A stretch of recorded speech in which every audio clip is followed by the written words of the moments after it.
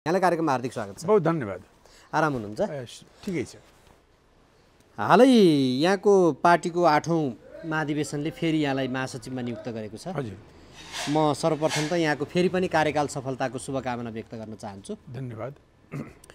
ऐतिहासिक यस कारणले भन्यौँ कि हामीले विगत 72 वर्षको कम्युनिस्ट आन्दोलनकाले लिएका सिद्धान्त, त्यसले लिएको बाटो, त्यसको कार्यदेशी, विभिन्न आँखलामा घडीमा 7 सालपछि, 46 सालपछि, 63 सालपछि गरेका गतिविधिहरूको समीक्षा गऱ्यौँ र विगतमा हाम्रा अग्रजहरूले गर्नुभएका राम्रा कामहरू, जस्तो पुष्पलाल अग्रजहरूको नेता हुनुहुन्थ्यो र उहाँले जे राम्रा काम गर्नुभयो त्यसलाई हामीले प्रशंसा गऱ्यौँ, त्यसलाई उचित मान्दै त्यसलाई अगाडि बढाउने हाम्रो सङ्कल्प रह्यो। उहाँले नेपाल चाहिँ अर्धउपनिवेशी अर्धसामन्ती मुलुक हो र यहाँ क्रान्ति, कम्युनिस्टहरूले क्रान्ति भन्ने बित्तिकै तत्कालै समाजवाद ल्याउने क्रान्ति हुँदैन, उहाँले प्रश्न पार्नुभएको थियो। हजुर। त्यसभन्दा अगाडि तत्कालै समाजवाद ल्याउने पनि क्रान्ति हुँदैन, त्यो पनि लामो समयसम्म चल्ने क्रान्ति निर्माणको कुरा हो। र हाम्रो मुलुकमा कम्युनिस्टहरूले क्रान्ति भन्दा अहिलेको यो अर्धउपनिवेशी, नवौपनिवेशिक र अर्धसामन्ती समाजलाई बदल्ने र यसलाई एउटा भनौँ न एउटा स्वतन्त्र अर्धऔपनिवेशिक नवौपनिवेशिक भएकोले बाह्य साम्राज्यवादी विस्तारवादी शक्तिहरूका, त्यहाँका पुँजीवादीहरूका शोषण उत्पीडनहरू छन्, यहाँ आएका हुन्छन्, तिनीहरूलाई हटाउने र नेपाललाई वास्तविक अर्थमा खालि औपचारिक लेखोटमा मात्रै होइन वास्तविक रूपमा स्वतन्त्र बनाउने र देशभित्र रहेको दलाल पुँजीवाद, सामन्तवादका शोषण उत्पीडन र उनीहरूको शासनबाट मुलुकलाई मुक्त गर्ने, अघिल्लोलाई राष्ट्रिय प्रकृतिको काम भनियो र दोस्रोलाई प्रजातान्त्रिक प्रकृतिको काम गरियो र यी दुइटै मिलाएर पुष्पलालले भन्यो हाम्रो क्रान्ति राष्ट्रिय प्रजातान्त्रिक अथवा राष्ट्रिय जनवादी, अङ्ग्रेजीमा नेसनल डेमोक्रेटिक क्रान्ति हो र यसको नेतृत्व गर्ने, यसलाई नेतृत्व गर्ने सिद्धान्त चाहिँ माओ सेतुङले चिनिया क्रान्तिको दौरानमा प्रतिपादन गर्नुभएको नयाँ जनवादी सिद्धान्त हो। यसो यो दिशामा यो उहाँहरूले पुष्पलालले यो दिशामा 2006 सालदेखि नै सोच्नु भएको हो। उतार चढाव हुँदै हुँदै जाने क्रममा पार्टीभित्रका धेरै विवाद बहस उठापटकको क्रममा उहाँ 2025 सालमा उहाँले तेस्रो राष्ट्रिय सम्मेलन नेकपाको आयोजना गर्नुभयो र त्यस मार्फत यी कुराहरूलाई संस्थागत गर्नुभयो कि अर्धउपनिवेशी अर्धसामन्ती समाज, राष्ट्रिय जनवादी क्रान्ति, त्यसको सिद्धान्त नयाँ जनवाद, अनि त्यस अनुसारको नयाँ जनवादी कार्यक्रम, नेपाली कार्यक्रम कस्तो हुन्छ त्यो अगाडि सार्नुभयो र त्यसको साथसाथै उहाँले तत्काल 17 सालमा जुन दक्षिणपन्थी राष्ट्रवादी परिवर्तन भएको थियो राजाबाट, त्यो दक्षिणपन्थले त्यहाँ निर्दलीय निरङ्कुश प्रणालीलाई अगाडि सारेको थियो। त्यस विरोधी सङ्घर्षमा विजय हासिल गर्न अब वामपन्थीहरूले अरू प्रजातान्त्रिक शक्तिहरूसँग मिलेर काम गर्नुपर्छ, संयुक्त आन्दोलन गर्नुपर्छ भन्ने नीति पनि दिनुभएको थियो। यी नीति सकारात्मक र सही थिए। यिनलाई बुझ्न हामीलाई पनि समय लाग्यो हैन, र देशका अरू आन्दोलन वामपन्थी आन्दोलनकर्मीलाई पनि समय लाग्यो, कतिपयले पहिले नै बुझे र त्यो कार्यनीतिलाई प्रयोग गर्दै 2046 सालमा निर्दलीय निरङ्कुश शासनलाई हटाएर बहुदलीय पुँजीवादी प्रजातन्त्र आयो। यहाँसम्म त ठिकै थियो।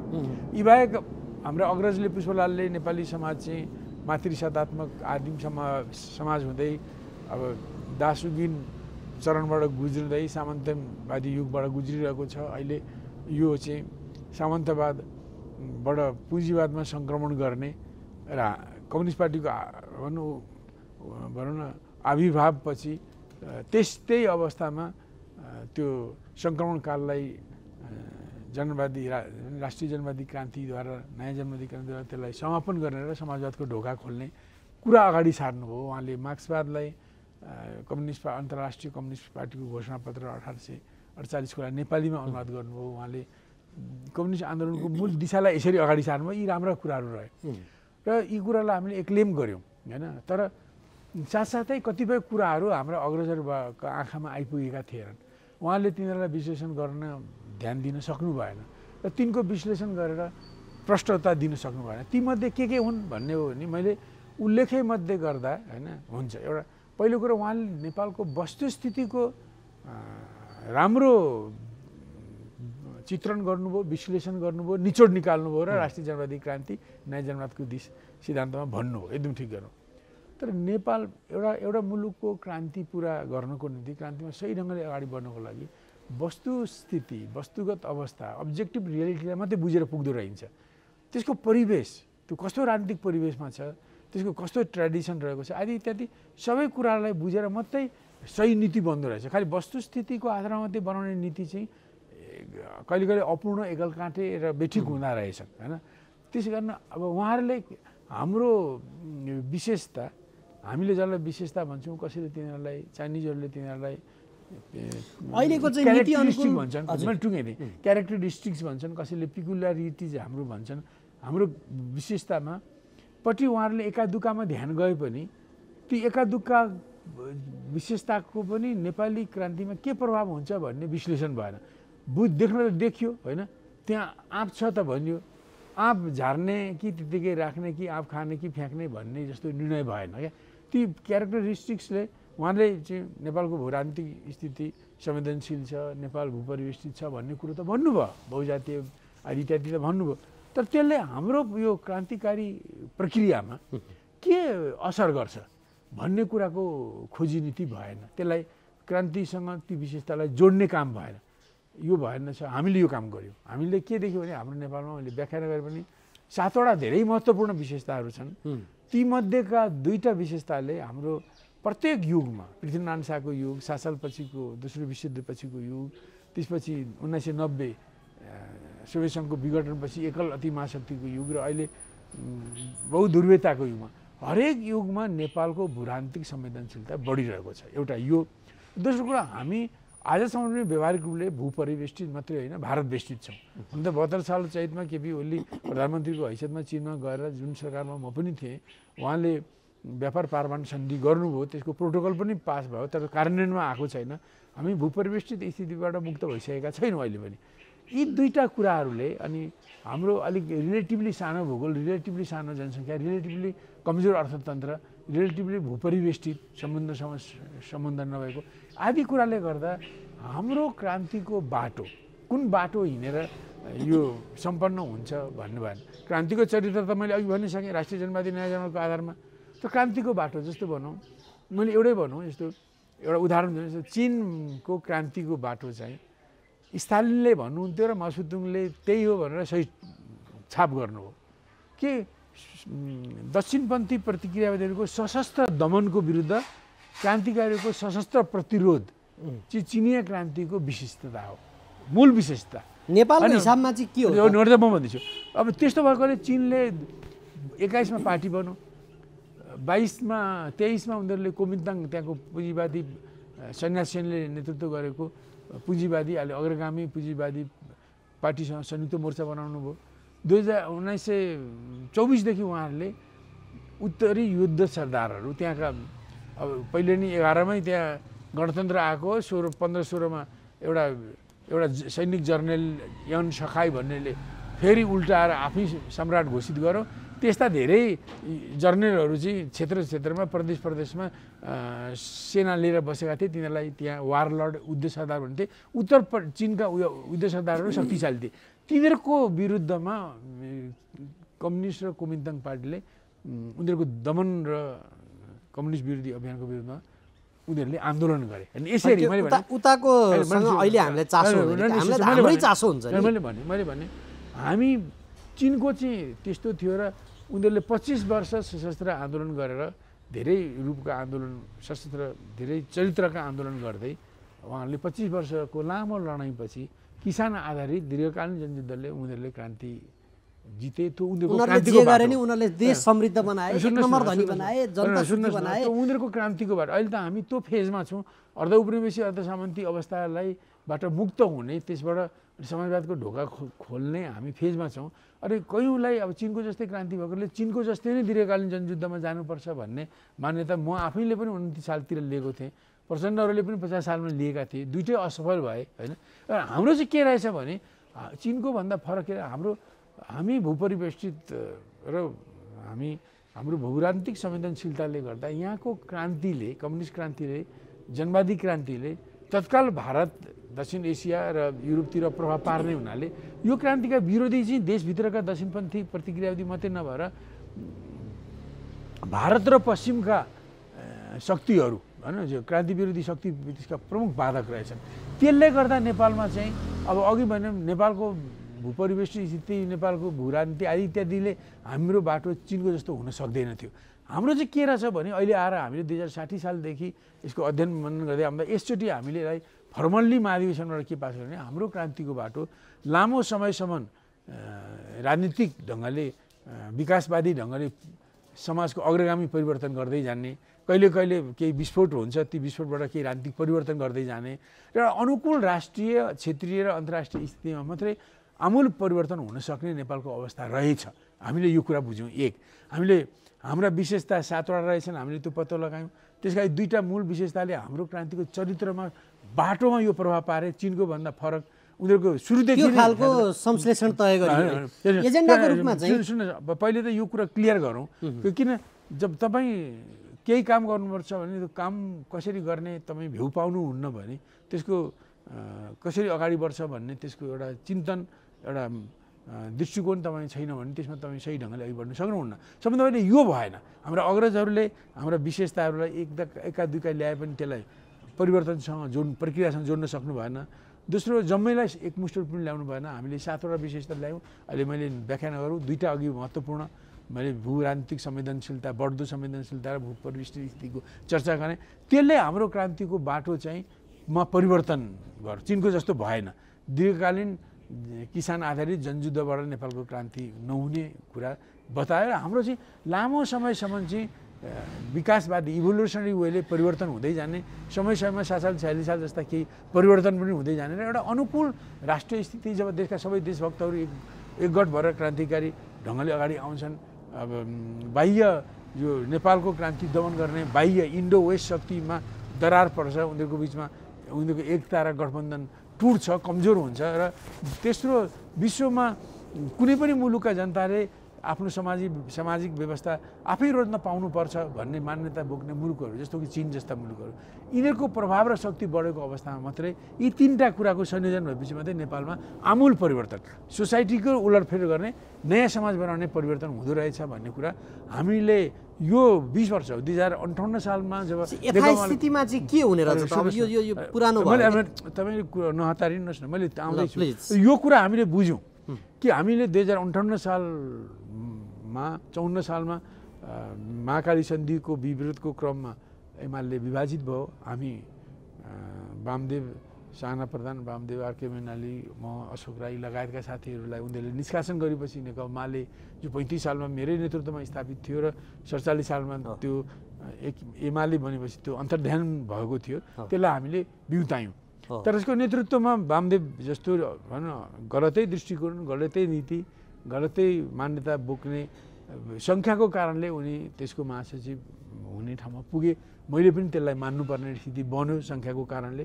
तर उनले अब एमाले पनि जबरजपन्थी र वामदेवको माले पनि जबरजपन्थी भएपछि अब वामदेवले फेरि एमालेकै जस्ता गल्तीहरू दोहोऱ्याउन थाल्नुभयो। उहाँका अस्थिरता, सत्ता लुलुप्ता, सत्ताको खेलबाड आदि तमाम कुराले गर्दा 4 सालमा नै उहाँको प्रयोग असफल भयो र 56 सालको चुनावमा 0 सिटमा पुगिसकेपछि प्रतिनिधि सभाको चुनावमा उहाँ टिक्न सक्नु भएन। 2058 सालको फागुन 3 गते फेरि आफ्नो साथीभाइ लिएर एमाले नै फर्काउनु भयो। अहिले उहाँको बेग्लै किसिमको दुर्दशा छ अथवा दशा छ, के छ तपाईँहरूले बुझ्नु होला।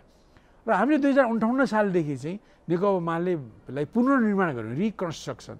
सिद्धान्तमा, राजनीतिमा, विचारमा, शैलीमा, पद्धतिमा, सङ्गठनमा हरेक कुरामा रिकन्स्ट्रक्सन गर्नुपर्ने महसुस गरेर थाल्यौँ र त्यसक्रममा धेरै उतार चढाव हुँदै आज 20 वर्षपछि यहाँ आइपुगेका छौँ र यो सैद्धान्तिक राजनीतिक रणनीतिक अध्ययन खोजी नीति गरेर हामी यो टुङ्गोमा पुगेका हौँ र यसचोटि त्यसलाई फर्मलाइज गरौँ। अब हाम्रो बाटो त्यो रहेछ, एउटा विशेषतालाई हामीले पत्तो लगायौँ, त्यसको आधारमा क्रान्तिको बाटो चाहिँ अघि मैले भनेको जस्तो रहेछ, लामो समयसम्म इभोल्युसनरी अनुकूल स्थितिमा रिभोल्युसनरी परिवर्तन हुने रहेछ। त्यो रिभोल्युसनरी परिवर्तन आजको मितिसम्म चाहिँ जनवादी अथवा राष्ट्रिय जनवादी परिवर्तन अथवा नयाँ जनवादी आधारमा हुने परिवर्तन नै हो टिल नाउ। पछि इभोल्युसनको क्रममा के हुन्छ त्यो पछिको कुरा। तेस्रो कुरा चाहिँ के भने हामीले तेस्रो कुरा के बुझ्यौँ भने त्यसरी हेर्ने क्रममा हामीले देख्यौँ नेपालमा 6 सालमा कम्युनिस्ट पार्टी बन्यो, 7 सालमा एउटा राणा विरोधी आन्दोलन भयो, 17 सालमा राजाको दक्षिणपन्थी राष्ट्रवादी कदम चाल्ने, 46 सालमा फेरि निर्दल विरोधी आन्दोलन भयो, 63 सालमा फेरि गणतन्त्र ल्याउने आन्दोलन भयो। यी विभिन्न आन्दोलनको हामीले विश्लेषण गऱ्यौँ। हामी के टुङ्गा पुग्यौँ भने 17 सालको बाहेक 6 साल 46 साल 63 सालका आन्दोलनहरू डेमोक्रेटिक आन्दोलन त हुन्, यो त हो नि, केही जनताले अधिकार पाएका पनि हुन्, तर योको साथसाथै तिनीहरू अवाञ्छित बाह्य हस्तक्षेप र अवाञ्छित बाह्य प्रभाव र अनुचित बाह्य हस्तक्षेप निमन्त्रणा गर्ने आन्दोलन पनि हुन्। र आजसम्म हामीले 7 साल 46 साल 63 सालको आन्दोलनको हामीले सन्तुलित होइन त्यसको दुवै पक्षलाई केलाउने व्याख्या गरेर हाम्रो एकपाखे व्याख्या गरेर हामीले 7 साल 46 साल 63 सालको आन्दोलन खालि डेमोक्रेटिक मात्रै देख्यौँ, जबकि वास्तविकता यो होइन। डेमोक्रेटिक हुनुको साथसाथै यो राष्ट्रियतासँग सम्बन्धित राष्ट्रिय नेपालमा बाह्य अवाञ्छित प्रभाव र हस्तक्षेप निम्त्याउने पनि आन्दोलन रहेछन्। हामीले त्यो पक्षलाई ध्यान नदिएको हुनाले 7 सालका हस्तक्षेप 46 सालका हस्तक्षेप 63 सालका हस्तक्षेप थुप्रेर यति बलिया भए कि राष्ट्र यति कमजोर भयो कि 2046 सालको कार्तिक 16 गते भारतले एउटा गोली नचलाइकन हाम्रो 400 वर्ग किलोमिटर पश्चिमको व्यास क्षेत्रका लिम्पियाधुरा लिपुलेक कालापानी लिपुलेकको जमिन उसले कब्जा गर्यो। हामी राष्ट्र कमजोर भएकोले। त्यही कमजोर भएको अर्को उदाहरण के हो भने अब एउटा अहिलेको अति महाशक्तिले एमसिसीलाई नेपालले विरोध गरिरहेको छ। सो कुराहरू बाधक छन् र यी कुरा नहटिनुन्जेल यो चाहिँ नेपालको राष्ट्रिय हितमा हुन्न भनेर भनिरहेका छन्। नेपालका लाखौँ मान्छे विरोध छन्, बाहिर बस्ने नेपालीले विरोध छन्, तर पनि अमेरिका सरकार त्यसलाई अनुदान हो, सहयोग हो, ल्याउ भनेर यहाँका नेताहरूलाई दबाब दिने, यिनीहरूलाई प्रभावित पार्ने, यिनीहरूलाई तर्साउने काम गरिरहेको छ।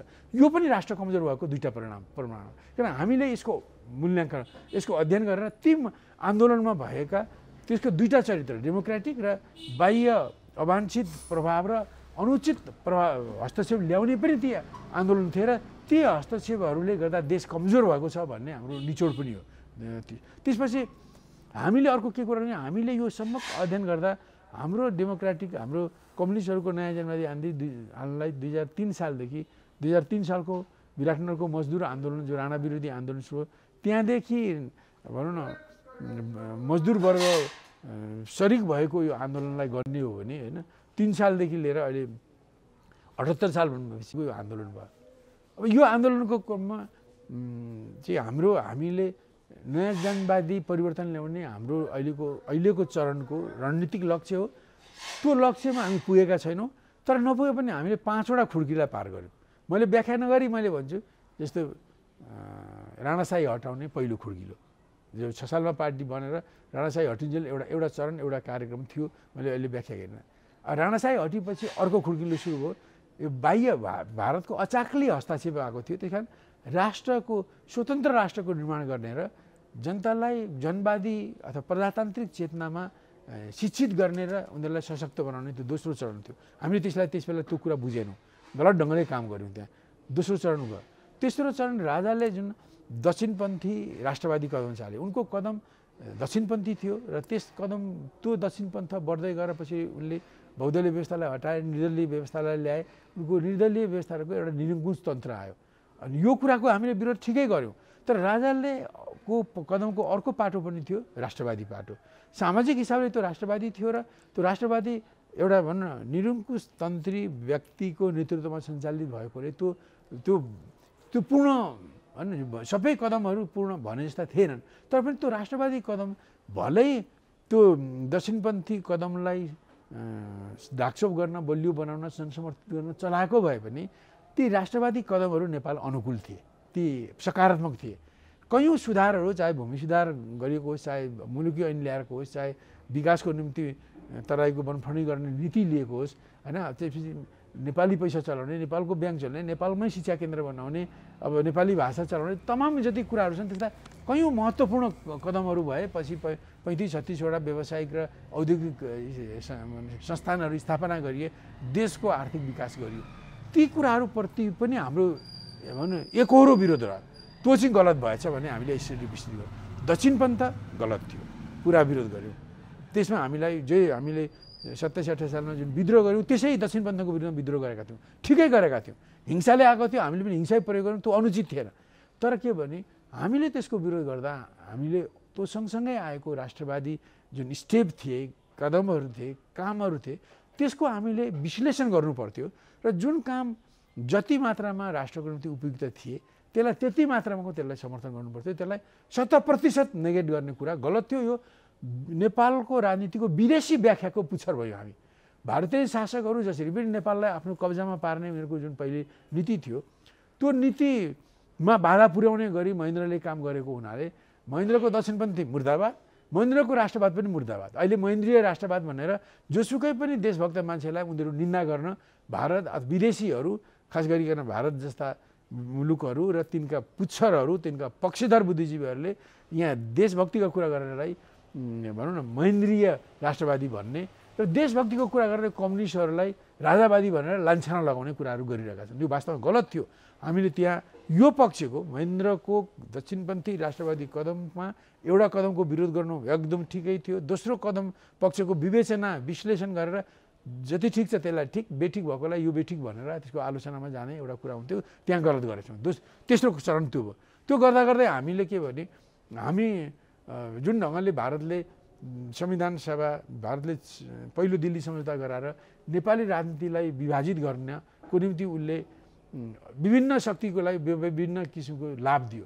राजा सत्ताच्युत राजालाई गद्दी दिने, अब सत्ताच्युत हुन गइरहेको राणाशाहीलाई अन्तरिम प्रधानमन्त्री दिएर अनरेबल एक्जिट दिने, नेपाली काङ्ग्रेस आन्दोलनकर्मीलाई उसलाई सरकारमा सामेल गर्ने, आन्दोलनकर्मी जेलमा भएकालाई रिलिज गर्ने र भारतको निम्ति उसले विधानसभाको चुनाव गराउने, जस्तो बिहार, बङ्गाल, युपी, सिक्किममा गरे जस्तो विधानसभा गर्ने, त्यसको मद्दतबाट राजतन्त्र फाल्ने र त्यसको मद्दतबाट सम्भव भए नेपाललाई सिक्किम जस्तो भारतमा गाड्ने।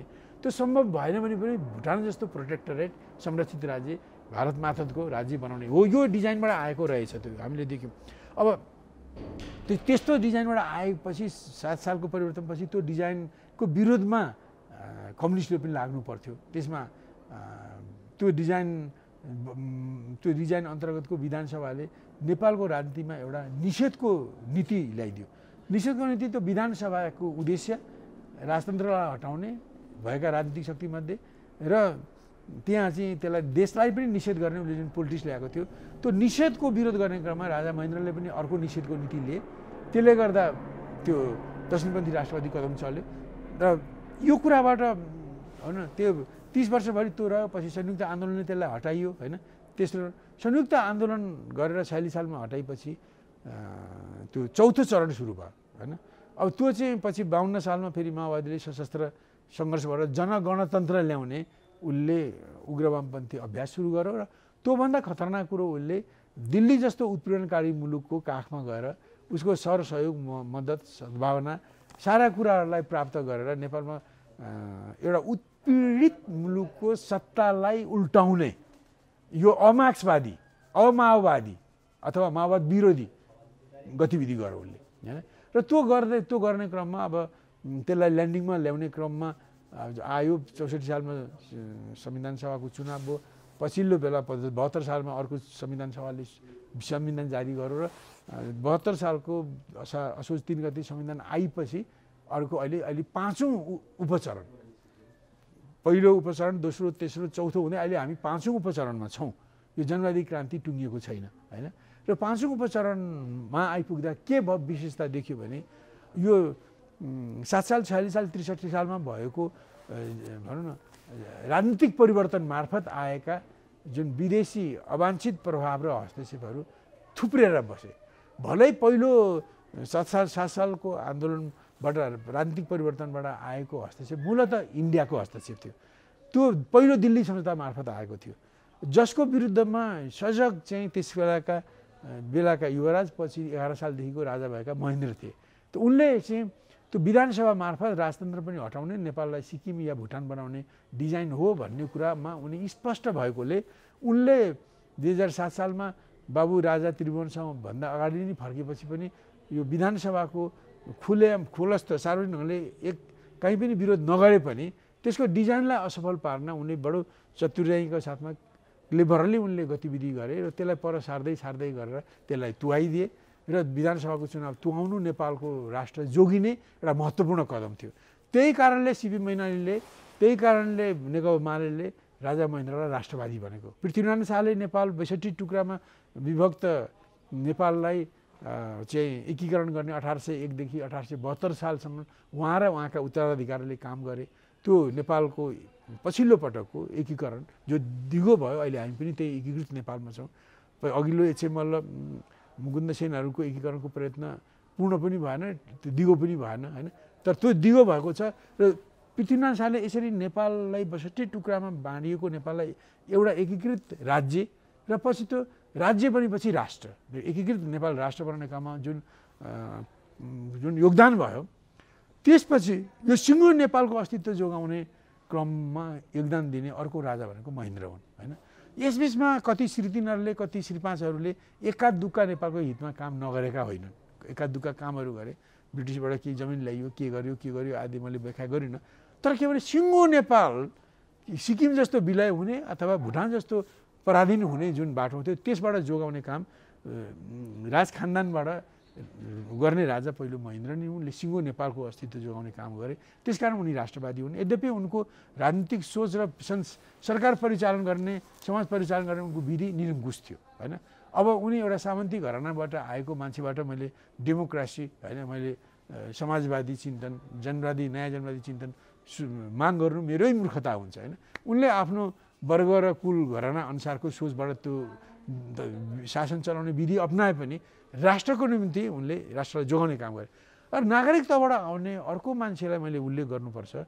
2033 सालमा पुस 16 गते राष्ट्रिय मेलमिलापको नीति लिएर भारतमा आफ्नो सबै शक्ति लगेर राख्ने बिपी कोइराला नेपाल आए र वास्तवमा उनले त्यस बेलासम्ममा अब भारतले अब बङ्गलादेशमा त्यस बेलाको पूर्वी पाकिस्तानमा भएको अब सैनिक तानाशाहीको विरोधी आन्दोलनमा प्रवेश गरेर त्यसको माध्यमबाट त्यो मुलुकलाई छुट्याउने जुन अभियान चलाइरहेको थियो र भारतले पछि 1 लाख जति फौज पठाएर नै बङ्गलादेश बनाइदियो होइन।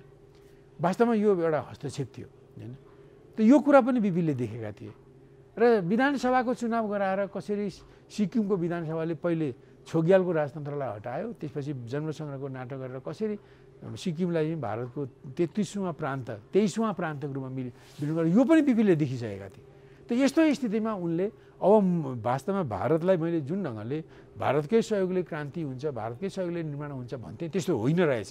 मैले यहाँ बसेर काम गरेँ भने म पनि मुजिबर वान बनाइन सक्छु, म पनि लेन्दुक दोर्जे बनाइन सक्छु भन्ने सोचेर उनले भारतमा निर्वासित काङ्ग्रेसको शक्तिलाई उहाँले देशभित्र ल्याए, ठुलो काम गरे। उनले देशको अपोजिसन पोलिटिक्स जो विदेशमा गएको थियो त्यसलाई एक्सटर्नलाइज्ड भएको थियो, यसलाई इन्टरनलाइज्ड गरे। त्यसले गर्दा विदेशीहरूले बिपीलाई खेलाउन पाएनन् र उनले त्यो घडीमा एउटा नागरिक नेताको हैसियतमा बिपीले नेपालको एकता, अखण्डता र स्वतन्त्र सार्वभौमिकतालाई जोगाउनका लागि ठुलो योगदान गरे। नागरिक तहबाट उनको ठुलो योगदान हो।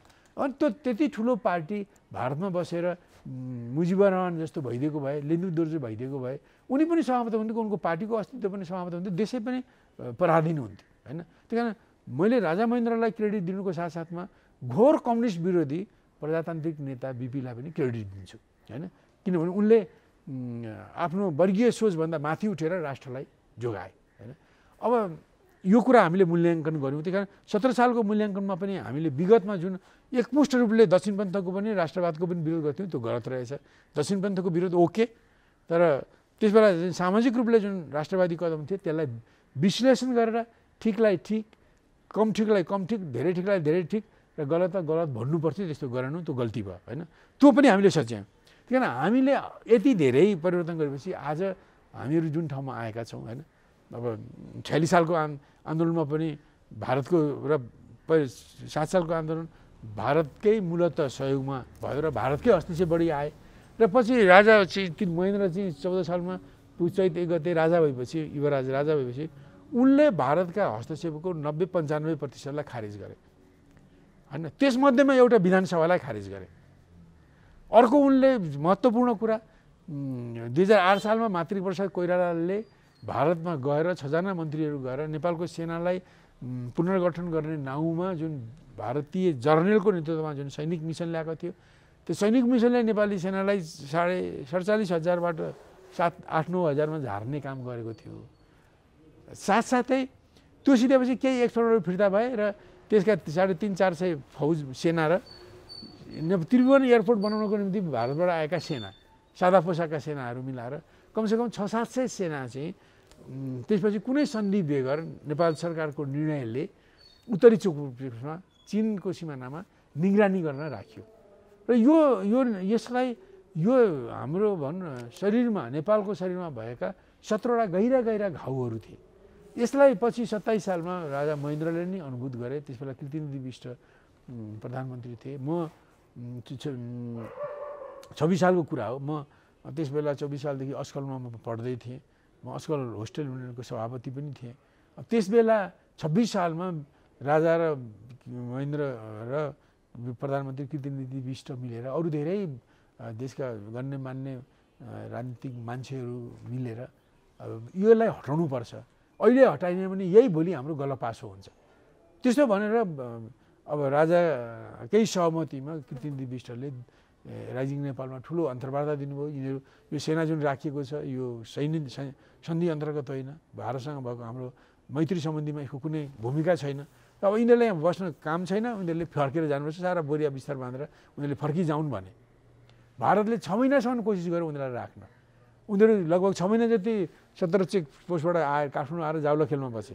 तर महेन्द्रले र कृतिनिधि विष्टले पटक्कै पनि मान्नु भएन। अन्तिममा एउटा सम्झौता भएछ त्यसबेला कि नेपाली सेनासँग लियाजो राख्नको निम्ति भारतको कर्णेल स्तरको हाकिम आर्मीको अफिसरलाई इन्डियन इम्बेसीमा राख्ने भन्ने यतिसम्म सम्झौता गरेर उनीहरू फर्केर गए। यो ठुलो कुरा थियो। यो त्यो रहेको भए त्यही हाम्रो निम्ति काल हुन्थ्यो होइन। यी अब अरू धेरै कुराहरू मैले अलिकति उल्लेख गरेँ, भाषाको सवालमा, नागरिकताको सवालमा अथवा अर्थतन्त्रको सवालमा, स्वतन्त्र अर्थतन्त्र बनाउने सवालमा धेरै कुराहरू छन्। यी कुराहरू गरेर उनले 95% भारतीय हस्तक्षेपलाई महेन्द्रले खारेज गरिदिनु हो। तर जस्तो त्यसको 5-10% रहेका थिए। 46 सालमा पनि अब 46 सालमा भारतले अब जन्मसङ्ग्रहमा भारत चाहिँ जन्मसङ्ग्रहबाट बौद्धलाई आओस् भन्ने चाहँदैन रहेछ। पछि बुझ्यो। मलाई त्यति धेरै त्यसबाट म पार्टीको नेतै भए पनि त्यसको छ्याङ्गै मलाई थाहा थिएन होइन।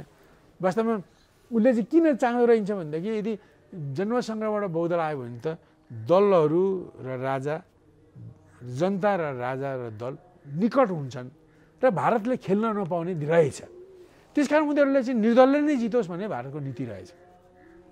अब अन्ततगत अब हाम्रो मालेभित्र पनि भारतको प्रभाव पसेछ। अब मैले जन्मसङ्ग्रहलाई उपयोग गरौँ, यसलाई जन्मसङ्ग्रहमा अन्तिम बेलामा बौद्धको पक्षमा अभियान गरौँ र निलोमा मतदान गरौँ भन्ने कुरालाई पनि मेरो पार्टीमा मैले नै बनाएको पार्टीको बहुमतले त्यसलाई खारेज गर्यो र पहिले जङ्गी हिसाबले सक्रिय बहिष्कार भन्थ्यो, मैले नोट अफ डिसिसन लेख्ने भएपछि नीतिगत बहिष्कार गरौँ होइन। यस्तो ढङ्गले आएपछि त्यसपछि निर्दल पछि तै पनि निर्दलले 4 लाखले निर्दलले जित्यो आदि इत्यादि। मैले भन्यो त्यसपछि अब मैले चाहिँ निर्दल पछिको विरुद्धमा 37 सालदेखि नै अब निर्दललाई हटाउने नै कार्यनीति बनाऊ। अब हामीले झापा आन्दोलनमा सशस्त्र सङ्घर्ष गरेर जनगणतन्त्र ल्याउने राजनीति चाहिँ त्यो उग्रवामपन्थी रहेछ, यो तत्काल लागू हुन सक्दो रहेछ भन्ने हामीले सबैले महसुस गऱ्यौँ। र कार्यनीति लिने बेलामा मैले यो भने कि वास्तवमा हामीले आफ्नै बलले ल्याउन सक्ने र जनवादी गणतन्त्रमा पुग्न मद्दत गर्न सक्ने भएकोले यही कार्यनीति बनाऊ भन्ने हाम्रो कुरो थियो। त्यो पनि यहाँभित्रका केही सङ्कीर्ण साथीहरू र मालेभित्रकै केही सङ्कीर्ण साथीहरू र बाह्य शक्तिको कारणले त्यो पनि असफल भयो होइन। र त्यसपछि तर जब भारतले जस्तो मैले यति भनौँ 2045 सालतिर होला राजाले त्यसबेला केही हतियार चाहिँ तातोपानीबाट ल्याए वीरेन्द्र राजाले। अब त्यो चाहिँ के भने 1965मा भएको एउटा MOU लाई क्यान्सल गर्नको निम्ति केही नन लेथल वेपनहरू ल्याए। त्यसलाई न्यू बनाएर भारत राजालाई हटाउने पक्षमा थियो भएछ। अनि त्यसपछि मात्रै हाम्रा साथीहरू निर्दलको विरुद्धमा लड्न तयार भए होइन। यो स्थिति देखिन्छ। र 46 सालको आन्दोलनमा भारतले त राजालाई नै हटाउन खोजेको रहेछ। त्यसबेला धेरै प्रमाणसम्म मैले लम्ब्याइनँ। तर त्यो आन्दोलन पछि हामीले नै गरेका थियौँ र त्यसमा भारतका मान्छेहरू आएर चाक्सीबारीमा भाषण गरे। उनीहरूले केही थोरबहुत केही सहयोग गरे होइन। अब त्यो बापत पछि त्यो परिवर्तनपछि उनीहरूले ठुलो हिस्सा लिए। जस्तो उनीहरूले सबभन्दा पहिले त 31 सालमा राजा वीरेन्द्रले ल्याएको नेपाललाई शान्ति क्षेत्र बनाउने प्रस्तावलाई खारेज गर्न लगाए। मोरिसमानले बनाएको कानुन नेपालमा विदेशीहरूले नेपालमा आएर काम गर्दा ओर पर्मिट लिनुपर्छ भन्ने कुरालाई क्यान्सल गर्न लगाए। उनीहरूले नेपालमा काम गर्ने सबै इन्डियनलाई नेपाली नागरिकसँग व्यवहार गर्नुपर्छ भन्ने लेखाए। उनीहरूले दिउँसै मध्य दिनमा पानी परे जस्तो त्यहाँ केही विषय नै नउठेको बेलामा सिमानामा बग्ने सबै नदी साझा हुन्, त्यसको जलस्रोतको उपयोग गर्न दुईटैले मिलेर काम गर्नुपर्छ भनेर त्यो ल्याए। त्यसको उद्देश्य यो सुगौलीको सन्धिले महाकालीलाई नेपालको एकलौटी बनाइदिएको रहेछ। सुगौली पश्चिमपट्टि अरे महाकाली नदीको पश्चिमपट्टि ब्रिटिस इन्डियाको हुने, पूर्वपट्टि नेपालको हुने भन्ने लेखेकोले सिङ्गो महाकाली नदी नेपालको हुने क्लेम गर्न सकिने ठाउँ रहेछ। त्यसलाई चिर्नको लागि सिमानामा बग्ने सबै नदी साझा हुन् र मिलेर उपभोग गर्ने भनेर त्यहाँ लेखाए। त्यो मैले अघि भने मध्याह टन्टलापुर घाम लागेको बेलामा पानी पर्यो जस्तो, त्यसको कुनै प्रसङ्गै नभएको बेलामा त्यो लेखाए उनीहरूले होइन। त्यो उद्देश्य त्यो रहेछ। पछि त्यस आधारमा महाकाली सन्धि गराए। त्यसै अगाडि बढेर 76 सालमा उनीहरूले त्यो क्षेत्रको लिम्पाधुरा कालापानी र लिपुलेक क्षेत्रको 400 वर्ग किलोमिटर जग्गा एउटा गोली नचलाइकन कब्जा गरे। यो काम गर्नको लागि उनीहरूले गरेको रहेछ। त्यही कारण त्यस बेला पनि त्यो परिवर्तन पनि विदेशी हस्तक्षेप सहित भएको डेमोक्रेटिक परिवर्तन रहेछ।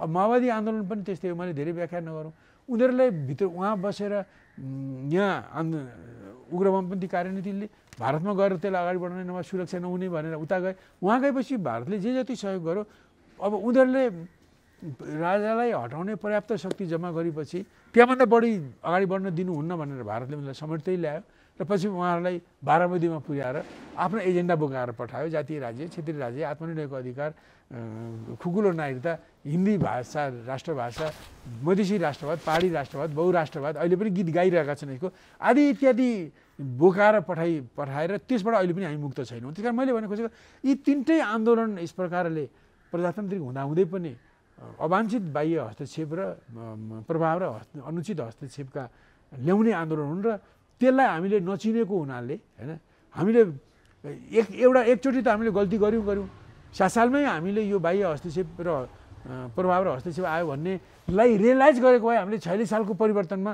हामीले विदेशीको गुहार गर्ने थिएनौँ होला। हामीले 63 सालमा माओवादीले भारतमा गएर विदेशीहरूको सहयोगले सेटेलाइट फन्ड युरोपियन युनियनबाट ल्याएर उनीहरूले तमासा गर्ने थिएनन् होला। तर त्यो मूल्याङ्कन गरेनौँ। यसचोटि हामीले त्यो मूल्याङ्कन गऱ्यौँ। ती आन्दोलनलाई हामीले एकपाखे ढङ्गले नहेरौँ। डेमोक्रेटिक त हुन्नै, तर बाह्य अवाञ्छित प्रभाव र हस्तक्षेप सहितका आन्दोलन हुन्। त्यो विदेशी अवाञ्छित हस्तक्षेप र प्रभाव र अनुचित हस्तक्षेप यी त्याज्य कुरा हुन्। यस्तो गल्ती अब दोहोऱ्याउनु हुन्न भन्ने ठाउँमा पुग्यौँ र यी यस्ता निर्णय गर्नु विगतको 6 सालदेखि कम्युनिस्ट पार्टीको स्थापनादेखिका हाम्रा गतिविधिमा भएको मेजर मिस्टेक्सहरू, कमीहरू, यसलाई हामीले चिन्यौँ। त्यसको निम्ति हामीले कुनै नेतालाई दोष दिनुभन्दा पनि समयको लिमिटेसनलाई पनि मध्यनजर राखौँ। कमी त कमी नै भए, तर त्यस बाबत कसैलाई दोष दिनुभन्दा पनि ती कुराहरू खुलिसकेका थिएनन् र हाम्रा नेताको प्रतिभाले त्यसलाई देख्न सकेन। कयौँ कुराहरू त सूक्ष्म दर्शकले पनि देखे जस्तो हुन्छ नि त, त्यस्तो देख्न सकेनन् हाम्रो तत्कालीन नेताहरूको प्रतिभाले त्यो देख्न सकेन। त्यस कारण उहाँहरूको मानवीय प्रतिभाले सामान्य नर्मल प्रतिभाले देख्न नसकेकोमा उहाँहरूलाई चाहिँ अपराधिक ढङ्गले हामीले हेर्दैनौँ। त्यस्ता किसिमका गल्तीहरू भयो। यसलाई बुझेर अहिले आएर हामी 5औँ उपचरणमा छौँ र ती 7 साल, 46 साल, 63 सालमा भएका परिवर्तन, डेमोक्रेटिक परिवर्तनसँगै आएका हस्तक्षेपहरू थुप्रेर अचाक्ली बाह्य हस्तक्षेप बढेको छ र अहिले पछिल्लो बेलामा संयुक्त 1990 मा सोभियत सङ्घको पतन, उसका नजिकका अरू समाजवादी मुलुकहरूको पतन पश्चात विश्वमा साम्राज्यवादी पुँजीवादीहरूको दुस्साहस बढेको छ र उनीहरूले समाजवाद र मार्क्सवादको विरोधमा विश्वव्यापी रूपमा लागे र उनीहरूले अब सोभियत सङ्घ जस्तै चीन पनि पतन हुनेछ, क्युबा पनि पतन हुनेछ, भियतनाम पनि पतन हुनेछ, लाओस पनि पतन हुनेछ, कोरिया पतन हुनेछ भने चाहे पनि त्यस्तो भएन। ती घटनाबाट शिक्षित सजग भएर त्यहाँका कम्युनिस्ट पार्टीहरूले आफ्नो बचाउको काम गरे। उनीहरू यो बिचमा अब कम्युनिस्ट पार्टीको अत्यन्त ऐतिहासिक अभ्युदय भएर अब चीन चाहिँ अहिले विश्वको पहिलो अर्थशक्ति हुन लागेको स्थितिमा छ र यसको यो अर्थशक्ति बन्नुको साथसाथै चीनको राजनीतिक शक्ति, सैनिक शक्ति, विज्ञान प्रविधिको शक्ति सारा सामग्रिक रूपले उसको विश्वमा उसको प्रभाव र वर्चस्व बढ्ने भएकोले संयुक्त राज्य अमेरिका योदेखि अत्यन्त तर्सिएको छ र यसलाई रोक्न चाहिँ उसले चौतर्फी घेराबन्दी गर्न सुरु गरेको छ होइन। अब त्यो घेराबन्दीकै क्रममा मैले धेरै लामो व्याख्या गरिनँ। उनीहरूले घेराबन्दी पश्चिम उत्तर चीनमा सिनच्याङ भन्ने प्रान्त छ, त्यहाँ उइगुर जातिका मुसलमान छन्, उनीहरूलाई सेपरेटिस्ट आन्दोलनमा उचाल्न खोज्दैछ, त्यहाँ रोकिएको छ। अब हङकङमा डेमोक्रेसीको आन्दोलनमा उसले उचाल्न खोज्दैछ, त्यहाँ पनि रोकिएको छ। अब उनीहरूले ताइवान चीनकै एउटा अङ्ग हो, अमेरिकाले समेत यो अभिन्न चीनकै अङ्ग हो भने पनि अहिले ताइवानलाई देर सबेर हामी शान्तिपूर्वक भएन भने बल प्रयोग गरेर चीनमा मिलाउँछौँ भनेर चीन घोषणापत्रै आयो महासचिव। त्यो छ। अब त्यस्तै दक्षिण चीन सागरमा पनि त्यस्तै भयो।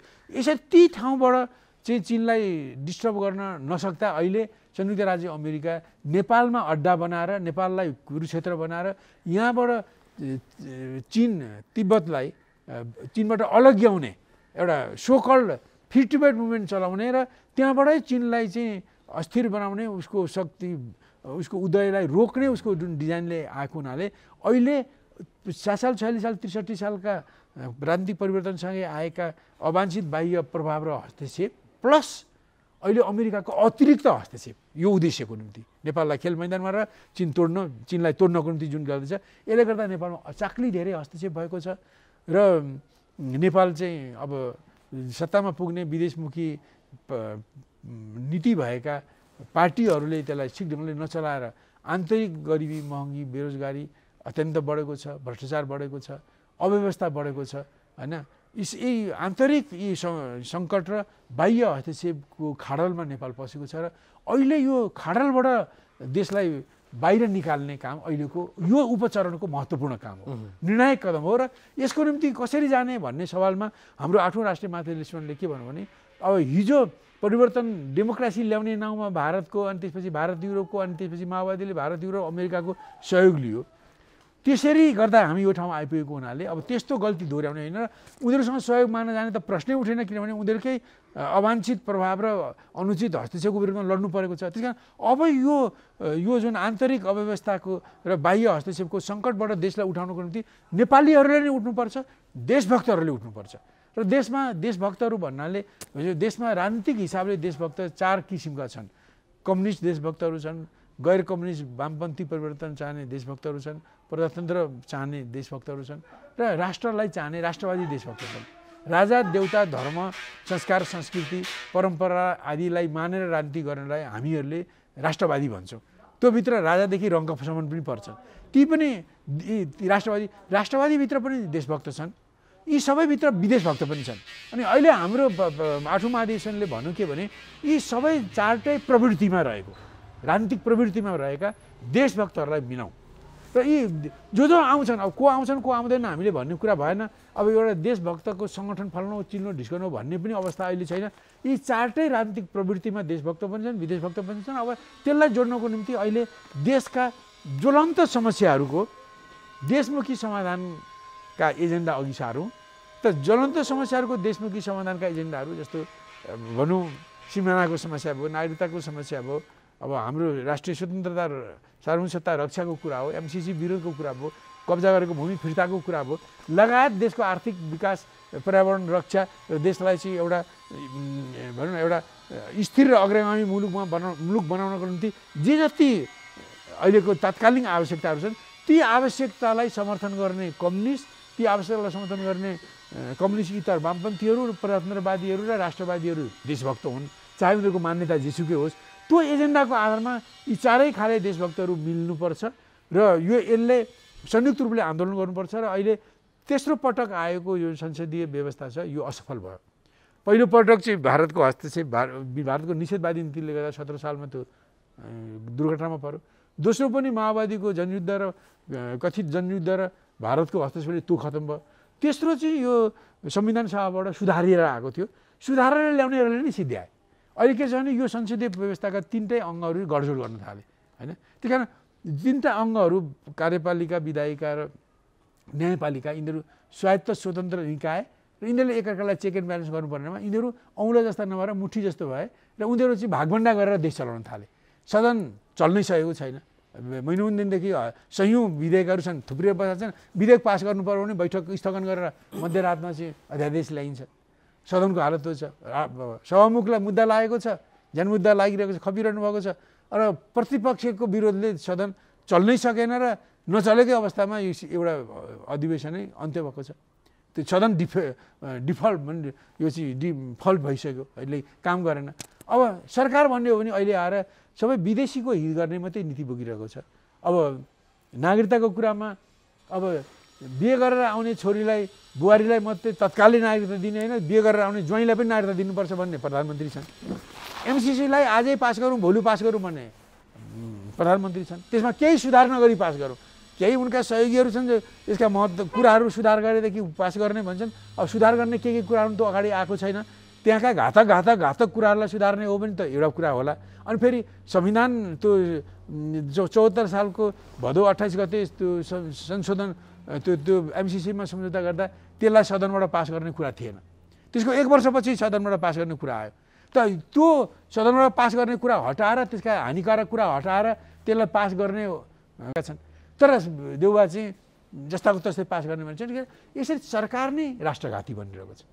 सरकार राष्ट्रघाती हुने, संसद चाहिँ काम गर्न नसक्ने, न्यायालय भागभन्डा खोज्ने, कार्यकारीसँग भागभन्डा खोजेर कार्यकारीले जे चाहे त्यो निर्णय गराउने, यो केपी ओलीको पालादेखि सुरु भएर अहिले देउवाको पालामा चरममा पुगेको छ।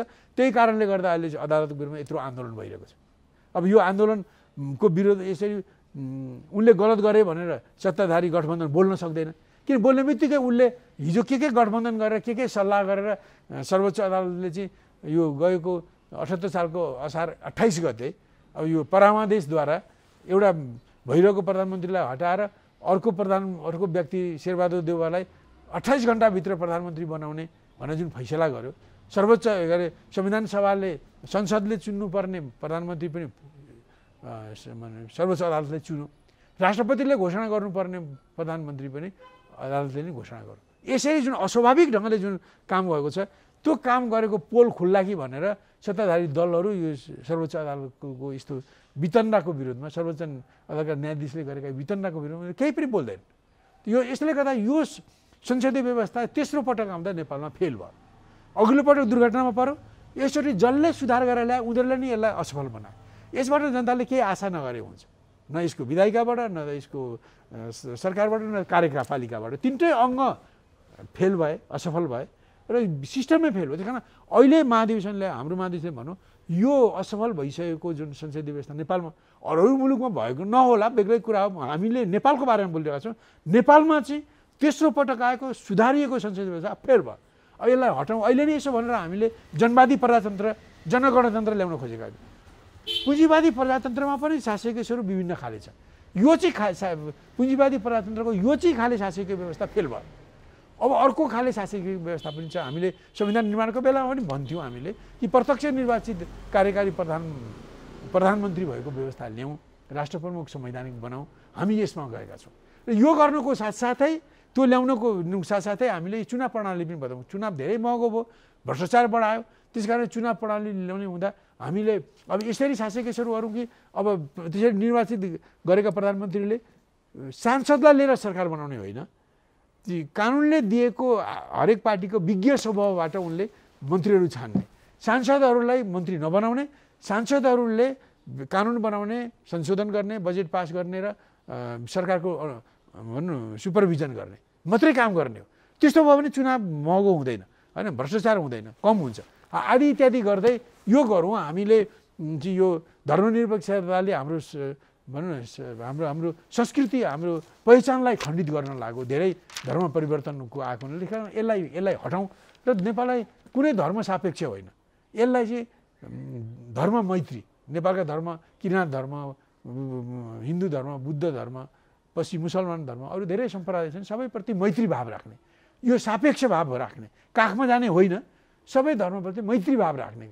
यहाँसम्म क्रिस्चियन धर्मप्रति पनि मैत्री भाव राख्छ। त खालि हामी क्रिस्चियन मिसनको विरोधी छौँ, नेपाललाई क्रिस्चियन राष्ट्र बनाउने मिसनको विरोधमा छौँ। तर क्रिस्चियन एउटा धर्म हो, त्यसप्रति हाम्रो सम्मान छँदैछ हो।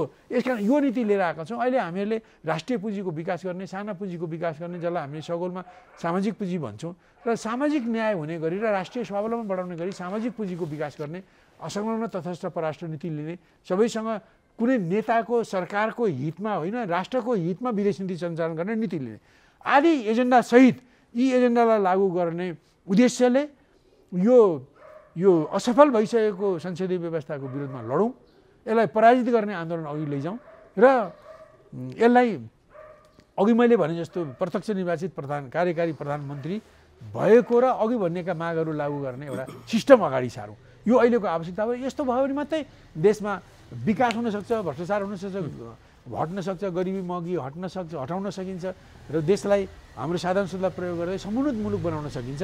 यी राजनीतिक मुद्दाहरू मैले अघि जो भट्याएँ, मैले तपाईँलाई भने अनुसारै मैले भने कि मैले धेरै भएकोले यो शब्द प्रयोग गर्दा चित्त बुझ्ला भनेर भट्याएँ भने मैले जुन भट्याएँ ती कुराहरूलाई लागू गर्नको निम्ति लागू गर्ने माध्यम भनेको हाम्रो कि त चुनावबाट दुई त्याई ल्याएर गर्छौँ, कि त त्यो चुनावसम्म पर्खन सकिँदैन भनेर जनता चाहिँ हिजो अस्ति यो गुठी विधेयकलाई खारेज गर्न काठमाडौँमा भेला भए जस्तै जनताले व्यापक रूपमा यो संविधानमा भएका ती 15-16 खराब कुरालाई बदल्नको निम्ति जनता फेरि जराकजुरुक उठ्छन् भने अब त्यो शान्तिपूर्ण ढङ्गले जनताको आन्दोलनले पनि यो परिवर्तन हुन सक्छ।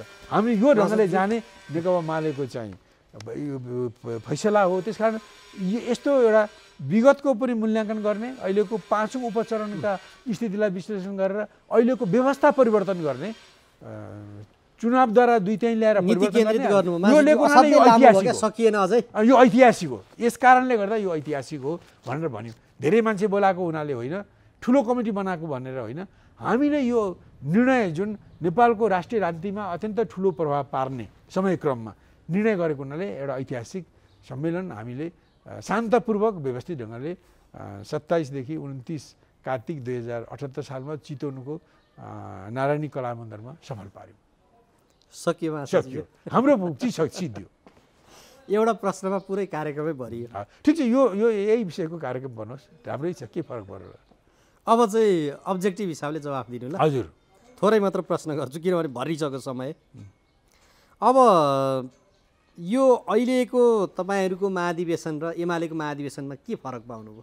धेरै आकाश पातालको फरक छ। यो उनीहरू चाहिँ आफ्ना गल्तीहरूलाई उनीहरूले मार्क्सवाद प्रयोग गर्न जहाँ जहाँ गल्ती गरे, पार्टी सञ्चालन गर्न, सरकार सञ्चालन जहाँ जहाँ गल्ती गरे, अब जे उनीहरूका दुर्गुणहरूले, उनीहरूका गलत नीतिले गर्दा त्यति ठुलो बहुमत 74 सालमा पाएको बहुमत, 75 सालमा पार्टी एकीकरण पाएको एकल बहुमतलाई उनीहरूले जोगाउन सकेनन्, त्यसलाई देश जनताको निम्ति लगाउन सकेनन् र उनीहरूका पदाधिकारीदेखि केन्द्रीय सदस्यसम्म छान्ने अधिकार पार्टी अध्यक्षलाई हुन्छ भने त्यसलाई ढाकछोप गर्नको निम्ति उनीहरूले धेरै मान्छेलाई बोलाएर करोडौँ रुपियाँको तामझाम गरेर ती मुख्य कुरामा कार्यकर्ताहरूको प्रतिनिधिको ध्यान नजाओस्, देशको ध्यान नजाओस् भन्नको उनीहरूले ठुलो ढकोसरा गरेका हुन्। त्यही कारण यो गुदी शून्य अब सतै चमकदार यस्तो किसिमको भयो। होइन, यो पदाधिकारीदेखि केन्द्रीय सदस्यसम्म छान्ने अधिकार पार्टी अध्यक्षलाई हुन्छ भने त्यो महाधिवेशन हो कि होइन? कि यही हुन्छ कम्युनिस्ट पार्टी? हुँदैन, यो पटक्कै हुँदैन। एउटा कुरा के भने, अब यो कम्युनिस्ट पार्टीमा डेमोक्रेटिक सेन्ट्रलिजम भनिन्छ। अब कम्युनिस्ट पार्टीमा अब महाधिवेशनको कुरा गर्ने, महाधिवेशन सुरु भएपछि पुरानो केन्द्रीय कमिटी विघटन हुन्छ, त्यसपछि पुरानो अध्यक्ष महासचिव जे छन् ती सबै प्रतिनिधि मात्रै बन्छन्। विघटन भएपछि त्यो पार्टीको नेतृत्वको रूपमा त्यसले पार्टीका विभिन्न अङ्गका महत्त्वपूर्ण नेताहरूलाई राखेर एउटा अध्यक्ष मण्डल बनाउँछ। अध्यक्ष मण्डलले नै त्यस बेलाको केन्द्रीय कमिटीको काम पनि गरिरहेको हुन्छ, नेतृत्वको काम गरिरहेको हुन्छ। अनि त्यो अध्यक्ष मण्डलले त्यो महाधिवेशन सञ्चालन गर्छ। हिजोकै पुरानो केन्द्रीय कमिटीले सञ्चालन गर्दैन होइन। त्यो महाधिवेशनको बन्द सत्र सुरु भएपछि बन्द सत्रमा प्रतिवेदनहरू आदि प्रस्तुत गर्ने भएपछि त्यो विघटन हुन्छ र अध्यक्ष मण्डलमा नेतृत्व हुन्छ, हिजोका नेताको भूमिका रहन्न। अब अहिले चाहिँ के भने उहाँहरूले यो विधि अपनाएको म देख्दिनँ। यदि त्यो अपनाउनु थियो भने त्यहाँ केही फेरबदल गर्नुपर्थ्यो भने हिजोको केपी ओलीले, हिजोको अध्यक्षले र हिजोका नेताहरूले होइन, त्यो अध्यक्ष मण्डलमा जो बस्थे उनीहरूको कलेक्टिभ डिसिजनले केही परिवर्तन गर्थ्यो। एक, त्यस्तो भएको म देख्दिनँ। दुई, भोलि उसले जस्तो भनौँ त्यसमा अब त्यो निर्वाचन गर्ने बेला आइसकेपछि अब निर्वाचनको उहाँले कमिटी बनाएको पनि सुन्छु, आयोग बनाएको पनि सुन्छु, त्यसको पनि भूमिका देखिन्न। अब ती सबै कुरालाई लिएर अब अध्यक्ष, हिजोको अध्यक्षले नि ऊ आफै एउटा उम्मेदवार छन्, अनि उम्मेदवारलाई नै अरू उम्मेदवारहरूलाई निर्वाचित भएको घोषणा दिने यो काहीँ नभएको जात्रा हाँडी गाउँमा हेर्नुहोस्। यो त यो त कम्युनिस्ट पार्टी त के कुनै पनि पुँजीवादी पार्टीमा पनि यस्तो हुँदैन। भनेपछि कतिपयले यहाँ भनेका छन् यो चाहिँ एमालेको अधिवेशन होइन, यो चाहिँ केपी बेसन ओली बेसन भन्छन्। कसैले यो चाहिँ बा भने मात्रै छन्, त्यो बाको चाहिँ नि त्यहाँ भनौँ न अब त्यो भनिरहेका छन्। कतिपयले जुवाको खालो पनि भन्छन्। के हो यो? यी तिनटै हुन्, बाकरण पनि हो, अब ओलिभेसन पनि हो, अब खाल पनि हो। अब किनभने जुन ढङ्गले उहाँहरूले जानुभएको छ, एउटा कुरो उहाँहरूले आफ्नो पार्टीलाई डेमोक्रेटाइजेसन गर्ने, उहाँले भन्छ प्रजातन्त्रीकरण गर्ने। हामी त्यसो भन्दैन। हामी के छ भने हामीभित्र कम्युनिस्टहरूले डेमोक्रेटिक सेन्ट्रलिजमको सिद्धान्त अपनाउँछन्। निर्णय गर्नुभन्दा अगाडि पर्याप्त छलफल बहस डिफरेन्सेसहरू राख्ने, चुनिने, मत दिने, विरोध गर्ने, यी धेरै कुराहरू हुन्छन् र त्यस क्रमबाट निर्णय भएकोलाई दृढताका साथ कार्यान्वयन गर्छन्। तर अब त्यो डेमोक्रेटिक सेन्ट्रलिजम भएन नि। भएन। अनि भीमरावले पर्चा बाँड्न पनि पाएनन्, निकालियो त्यो पर्चा बाँड्ने स्थलबाटै बाहिर। डेमोक्रेटिक सेन्ट्रलिजम हुन्छ। दोस्रो कुरो कलेक्टिभ लिडरसिप हुन्छ हैन। नेतृत्वमा कोही प्रमुख नेता भए पनि प्रमुख नेता त नेतामध्येको नेता हो, तर उसले नेताहरूको टोलीको नेता हो। त्यसले नेताहरूको टोलीलाई उसले एक्टिभाइज गर्छ हैन। नेताहरूको टोलीकाबाट अरू प्रतिनिधिको अरू सदस्यहरूको भावनाहरू नेताहरूको टोलीबाट आउँछ भन्ने मानिन्छ र नेताहरूको टोलीका भावनालाई लिएर भनौँ न सामूहिक ढङ्गले काम गरिन्छ। त्यस कारण त्यहाँ डेमोक्रेटिक सेन्ट्रलिजम र कलेक्टिभ लिडरसिप अब यस्तो हुनुपर्ने त्यो भएको देखिँदैन हैन। यो किन भयो भने मैले तामझाम गरेको यी गलत कुराहरूलाई ढाकछोप गर्नको निम्ति तामझाम गरेको 14 करोड 15, 16, 17 करोड खर्च गर्नु पर्यो, किन गर्नु परेको थियो हैन। अब त्यो खर्च कहाँबाट आउँछ यो पार्टीमा? तपाईले त हिजोदेखि नै हेर्नु भएको छ हैन। अब उनले यति धेरै खर्च हिजो सत्तामा पुगेकोले त्यसबाट आएका विभिन्न प्रकट अप्रकट ढङ्गले आएका कमिसनहरू, त्यहाँ आएका विभिन्न ठाउँका अनियमित पैसाहरू अथवा गलत तत्त्वहरूसँग गरिएको गडजडबाट आएका पैसाहरू, यिनै कुराहरू हुन्। अब उनीहरूको जतिसुकै ठुलो सङ्ख्या भए पनि त्यो एउटा भनौँ न एउटा व्यक्तिवादी स्वार्थी पार्टीमा बदलेको छ एमाले। त्यहाँ गुटै गुट छन् हैन। अब त्यहाँ चाहिँ स्वार्थको निम्ति मान्छेहरू मरिहत्ते गरिरहेको स्थितिमा अब यो सबै खर्च उनीहरूले आफ्नै पार्टीमा उठायो भनेर म कुनै हालतमा पत्याउन सक्दिनँ। केही पैसा अलिअलि उठायो होला नि, कति उठायो मलाई त थाहा छैन। तर यो सबै हिजो उनीहरूले जुन कुत असुलेका थिए नि, हिजो यो सरकारको खेती गरेर जुन कुत असुलेका थिए, त्यही असुलेको कुतको यो चत्तिकाला हो। अब यो त्यसले जनताले के पाउँछन् त्यस्तो गर्दा? जनताले पाउने होइन, नेतृत्वले जनतालाई ठग्न सक्छ। उनीहरूले जस्तो भनौँ न, हुन त केपी ओलीको यो प्रसङ्ग मैले नउठाए पनि भने उहाँले भन्यो मैले किन भ्रष्टाचार गरौँ न, मेरो सन्तान छोराछोरीलाई मैले दिनु छैन भन्छ। तर उनले यसैको निम्ति भ्रष्टाचार गर्छन् र गर्न लगाए, यसैको निम्ति किन यही खर्च गर्न। अब मान्छे कार्यकर्ताबाट उठाएर खर्च गर्यौँ के को टाउको दुखाइ भन्छन्। यो वाहियात कुरा हो। केही अलिअलि अनि त्यसको 10-20% उठाएका पनि होलान् होइन, त्यहाँभन्दा बढी उठाएको मलाई लाग्दैन।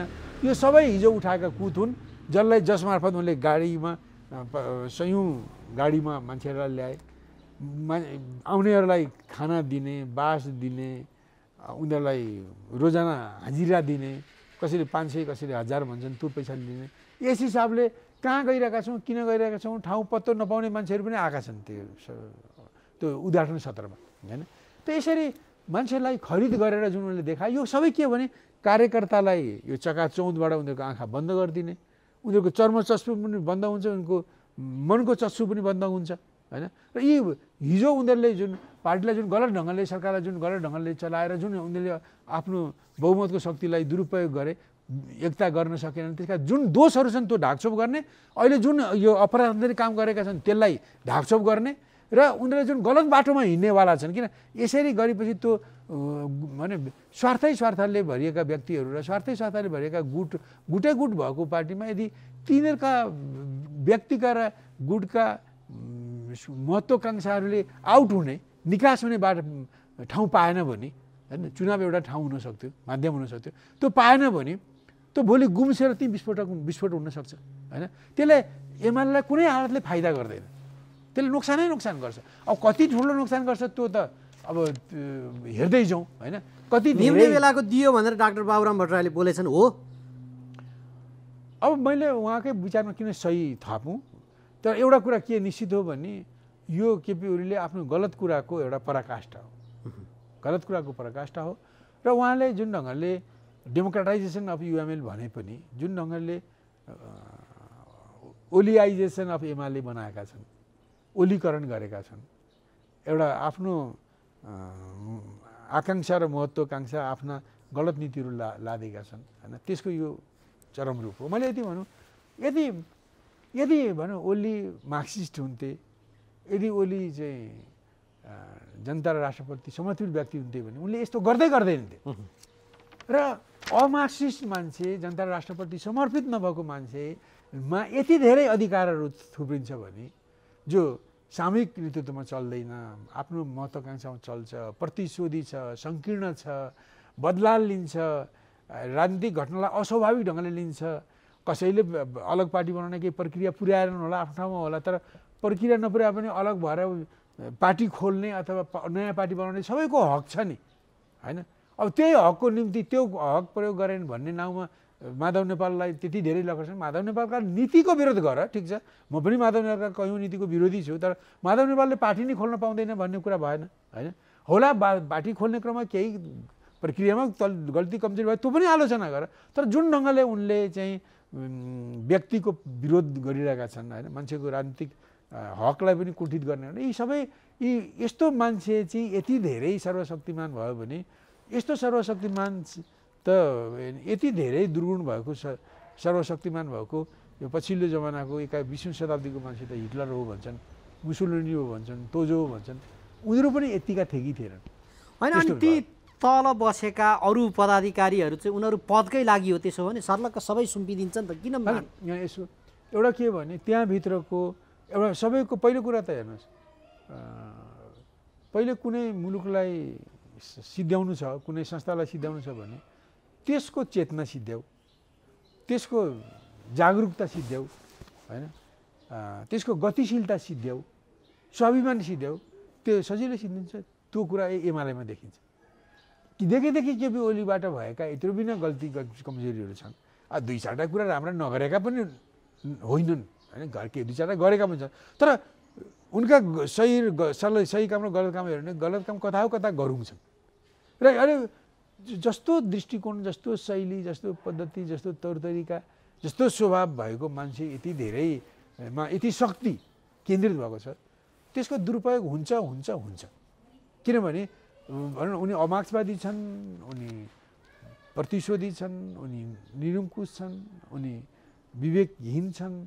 यस्तो मान्छेमा यति धेरै शक्ति थुप्रियो भने त्यसले राम्रो गर्दैन एमालेलाई। यसले त्यसलाई अब कति धेरै छ मैले अहिले सबै त जोख्न त सक्दिनँ म, तर त्यसले एमालेलाई पनि राम्रो गर्दैन। त्यसका अभिव्यक्तिहरू होइन, त्यो विग्रहका अभिव्यक्तिहरू समयक्रममा ड्याङ्गै आउँछ कि अलि अलग गर्दै आउँछ, त्यो हेर्न। पार्टीको अधिवेशनले एजेन्डा पनि स्थापित गर्ने होला म सम्झिन्छु। एमाले बनेपछिको पहिलो अधिवेशनमा त्यति बेला जब जल्याए मदन भण्डारीले तपाईँले यो अर्को परिवारजित नौलो जनवाद के ल्याउनु भयो होइन, भनेको त्यो एजेन्डामा छलफल हुन्थ्यो। यहाँ चाहिँ अब कसलाई पदाधिकारी मिलाउने, कसलाई राष्ट्रपति बनाउने, कसलाई उपराष्ट्रपति बनाउने, यस्तो हुन्छ पार्टीको अधिवेशन। एउटा कुरा के अहिले पहिलो कुरा तपाईँले उठाएपछि अहिले आएर यो जुन जेनरल अधिवेशन 10औं महाधिवेशन गर्नुभयो, योभन्दा केही समय अगाडि उहाँहरूले विधान अधिवेशन गर्नुभयो। विधान अधिवेशन चाहिँ विधान बनाउनको लागि भन्नुभयो, तर यहाँ आएर यो 10औं महाधिवेशन विधानलाई नै उल्टाइदियो।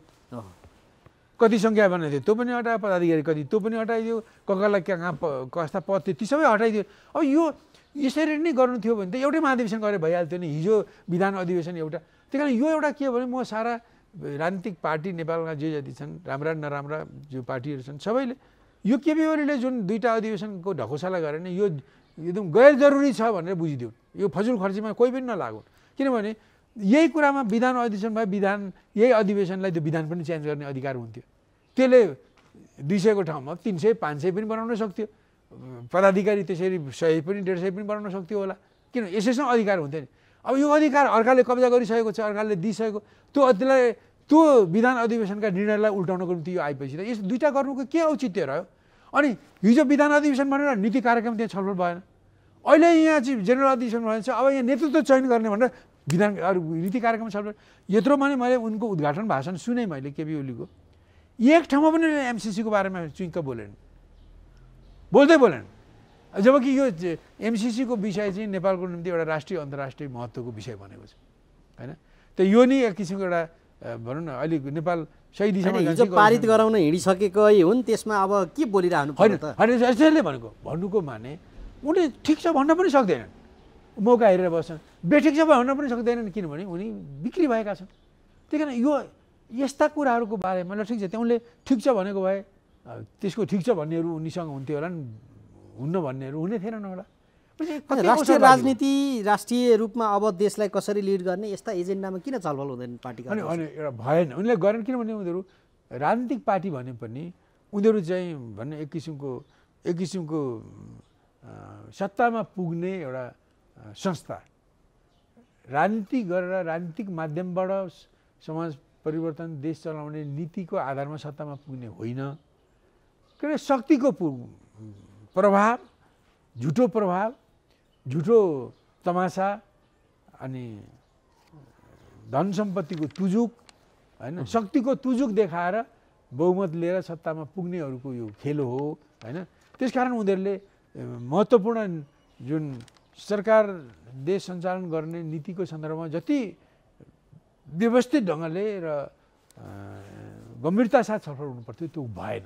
अब केही भाषणमा केही आकाल दुकाल दुई चारवटा कुराहरू नभनेका पनि होइनन्, होइन।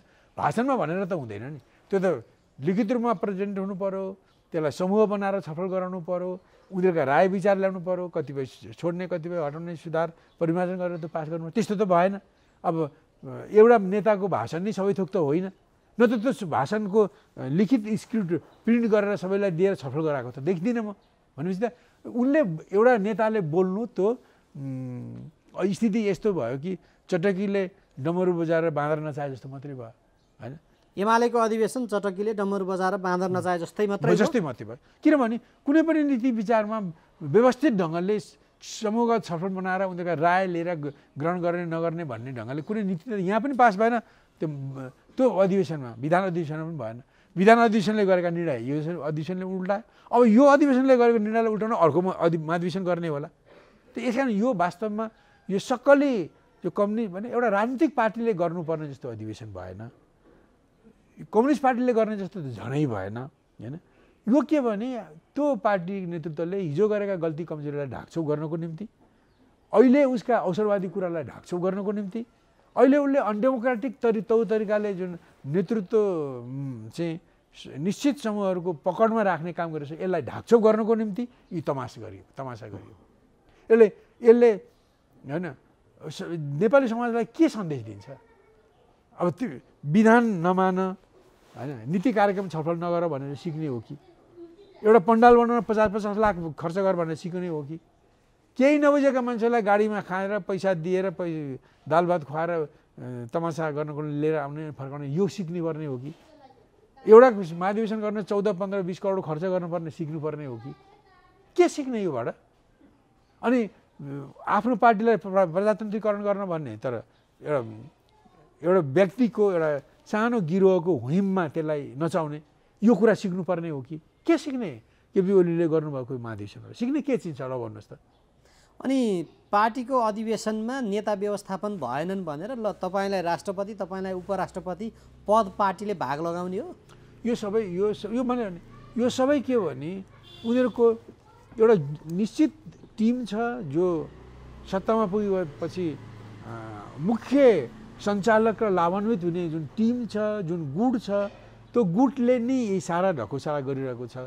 अनि त्यो गुटले नै अब यो त किन एक किसिमले भनौँ यो एक्स्ट्रा महाधिवेशनको ड्युटी हो त्यो, होइन। यो सरकारमा भएको पार्टीले प्रधानमन्त्रीले त्यो बाँडेको भए, होइन, अब उसलाई त्यो बाँड्ने एउटा उसको पोजिसन पनि हुन्थ्यो, अवसर पनि अधिकार पनि हुन्थ्यो। अब अहिले त उनी प्रधानमन्त्री पनि होइनन्, अहिले पनि प्रधानमन्त्री नै भएर त्यो काम गरेको भए अब प्रधानमन्त्री भएपछि अब विभिन्न त्यस्ता संवैधानिक नियुक्तिहरूमा खटनपटन गर्ने ठाउँमा भएको हुनाले त्यो गरे पनि भन्नु।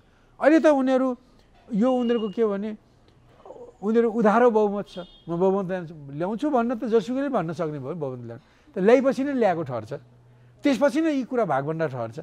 अब यी अब बहुमत ल्याउनु कहाँ छ उयो भनिन्छ, नानी पाउनु कहाँ छ, कुकुर बुन्नु अहिले भने जस्तो उनी अहिले सरकारमा पुग्नु कहाँ छ। अहिले नै अब सरकारी पदहरू चाहिँ विभाजन गर्न थाल्यो भने चाहिँ ढकोसलाले जनतालाई ढाँट्ने, झुक्याउने, थाङ्नामा सुताउने बाहेक के हुनसक्छ?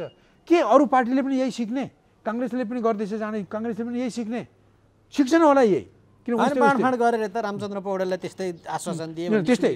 अनि यस्तो पार्टीभित्रमा जुन ढङ्गले जो एक्स्ट्रा महाधिवेशन, एक्स्ट्रा काङ्ग्रेस जुन क्रियाकलाप गरिए त्यो सुहाउँदो कुरा होइन होइन होइन यो जुन ढङ्गको कुरा होइन। अब त्यहाँ मैले अघि नै भने अब 2039 सालदेखि एमालेमा यो प्रवृत्ति आएको हो होइन।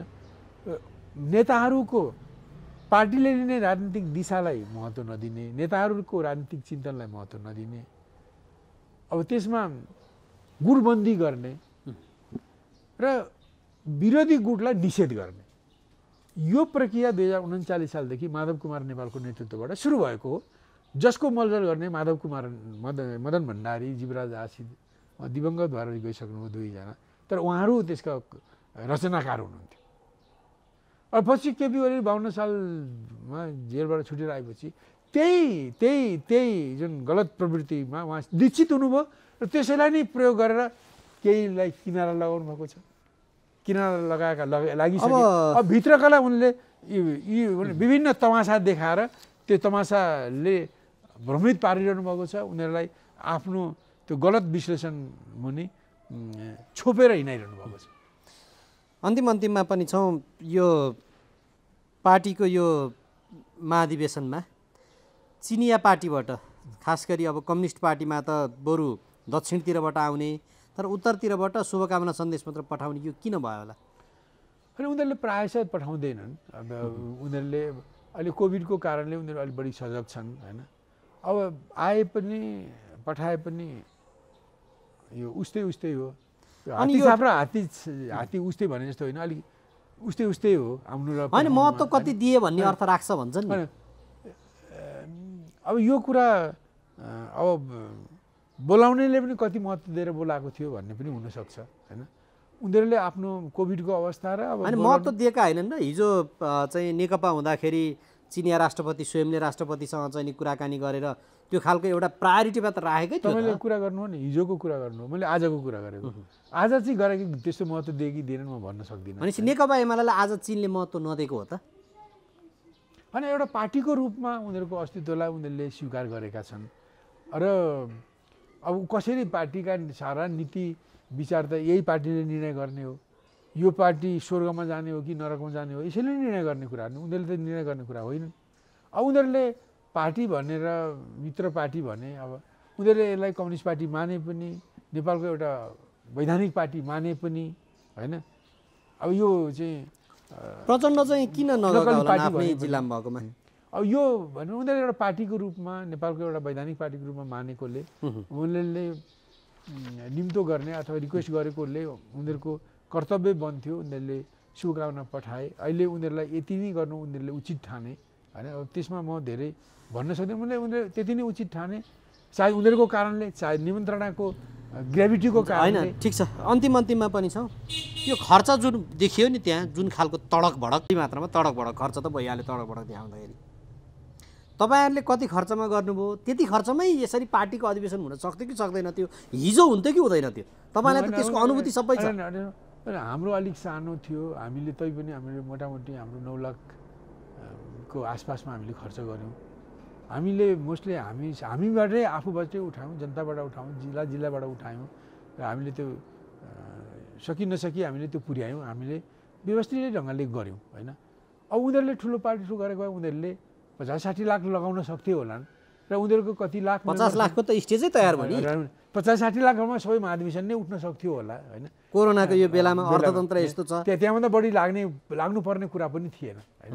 अनि उनीहरूले त्यो गरेर यो सबै जनतालाई झुक्याउन, भ्रमित पार्न, आफ्नो तामझाम देखाउन, शक्ति देखाउन, जनतालाई राजनीति नभएर तामझामको आधारमा जनताको सपोर्ट लिनको निम्ति गरेका यी अराजनीतिक क्रियाकलाप हुन्, जो सिक्ने होइन दुत्कार्ने कुरा हो। क्या यो सिक्ने कुरा होइन नि, सबै गलत कुराहरू हुन्।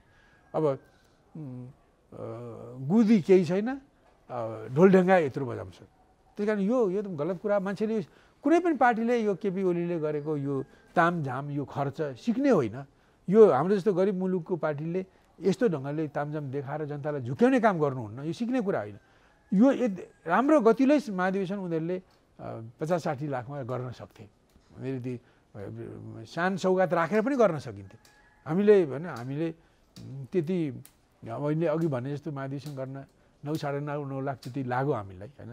त्योभन्दा अवश्य नै यो उनीहरूको ठुलो थियो, धेरै नै 10 लाख लाग्यो हाम्रो भन्ने हो भने पनि त्यति नलागे पनि त्यसको 5-6 गुणा नै अगाडि भयो, 7-8 गुणा नै अगाडि ल 1 करोड भएको भए पनि एउटा ठुलो गरे 1 करोड भयो भन्ने एउटा कुरा हुन्छ। तर अहिले जुन ढङ्गले गरे यो सब जनतालाई झुक्याउनको निम्ति जग्गाका तिरिमेरी झैँ जनताको आँखालाई तिरिमेरी झैँ पार्नको निम्ति गरेका उनीहरूका गल्ती ढाकछौ गर्न गरेका उनीहरूका भोलि यहाँको अनडेमोक्रेसी अटोक्रेटिक कुरालाई ढाकछौ गर्न गरेका कुराहरू मात्रै हुन्।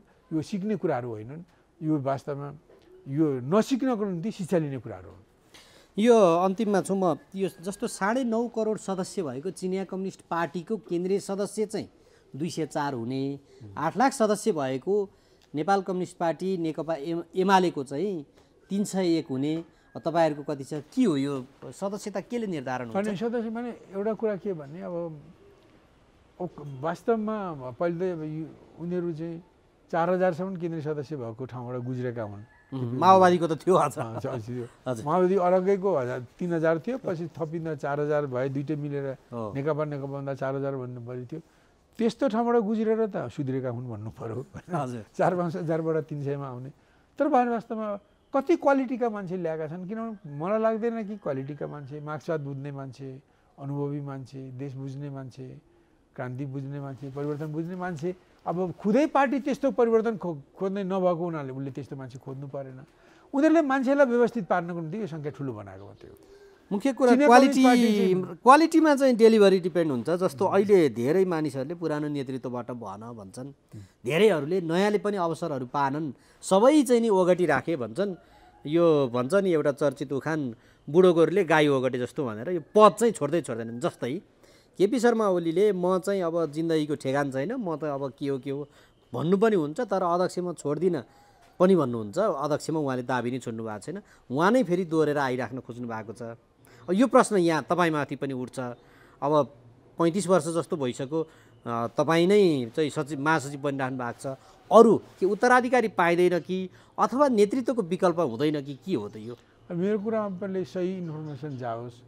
म झापा विद्रोह हुँदा 29 सालको माघ 16 गते सचिव बनेको हो। पछि 32 सालमा कोअर्डिनेसन केन्द्र हुँदा म महासचिवको ठाउँमा जस्तै म जिल्लाबाट राष्ट्रिय सङ्गठनको सचिव बने। त्यो महासचिवकै काम थियो त्यो। अब त्यो भएर म 32 सालमै एरेस्ट भएँ, 33 सालमा जेल ब्रेक गरेर आएँ। त्यस बिचमा अरू नै महासचिव, कार्यवाहक महासचिव रहे, म पदले महासचिव नै थिएँ। 39 सालमा उनीहरूले मलाई गलत ढङ्गले, अनुचित ढङ्गले, अन्यायपूर्वक कारवाही गरेर हटाए। म राजीनामा दिएर पोलिटिकल्ली हट्न मैले चाहिरहेको थिएँ, मैले पहल गरेको थिएँ। त्यो 39 सालदेखि सबै भए तापनि सारमा त के भने हजुर नै दोहोरिराख्नु भयो नि त। ठिक छ, 39 सालमा म त्यसपछि महासचिवको रूपमा म 4 वर्ष रहेँ।